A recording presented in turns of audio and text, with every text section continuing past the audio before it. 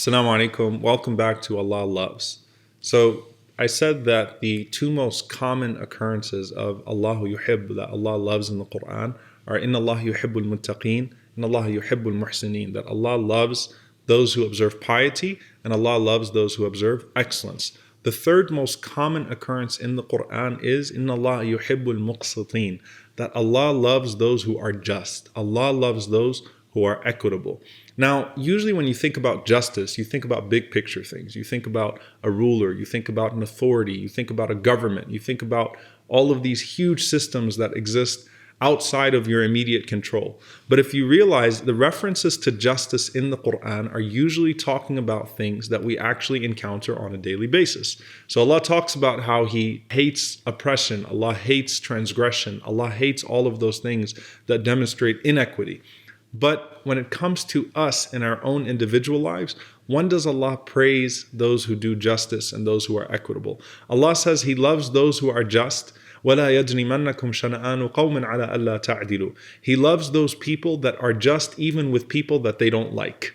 Okay, so you don't let your hatred of a people cause you to be unjust to them, and that earns you the love of Allah. Allah says, Wallahu yuhibbul muqsiteen in Surah Al-Hujurat, when He's talking about a person that brings two people together or two groups of people together that have some sort of argument or some sort of disagreement or some sort of infighting. That's something that could be occurring in your own family life, in your own workplace, or it could be occurring in your own community, and you play the role of islah, of rectifying the situation, reconciling between the parties, but most importantly, maintaining a sense of justice.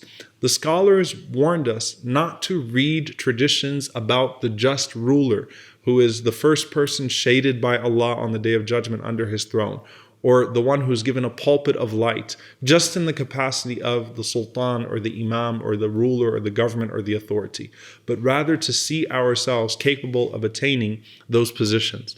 Every single one of us is placed in a situation, in fact, multiple situations, sometimes even on a daily basis, in which we have the ability to either be a vehicle of justice in someone else's life or to uphold it in our own immediate lives with the things that are around us. Inna Allah yuhibbul muqsiteen. Allah loves those who are just, and Allah hates those who oppress. And oppression is a disqualification from the love of Allah subhanahu wa ta'ala. And each one of us should look in our lives and say, well, if I am being unjust, how will that fare on the Day of Judgment, where the first rule is La dhulm al-yawm, there is no transgression that will be tolerated today. When Allah even does justice between the animals, how can I expect them to show up on the Day of Judgment and not be taken to task for my own injustice? The last thing that's important to mention here is Sufyan al-Thawri, may Allah have mercy on him, he said something very powerful in regards to our own lives, because the first thing that you think about when you think about injustice is, am I actually a source of injustice in someone else's life? Not am I being complacent with someone else's injustice, or am I not standing up for someone when I should be standing up for someone, or being fair and equitable in a situation, but am I myself guilty of harming someone or oppressing someone?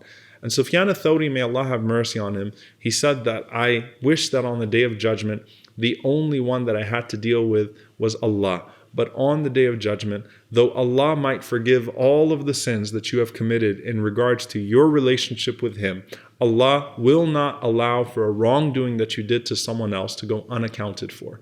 Now, if Allah loves you, and this is what Ibn Mas'ud radiallahu anhu said, he said that if Allah loves you, then He would allow for all of those people that you owe because of injustices to be repaid from your deeds, but Allah would increase one of your good deeds in size to a point that it would cover for those deficiencies found in your deeds.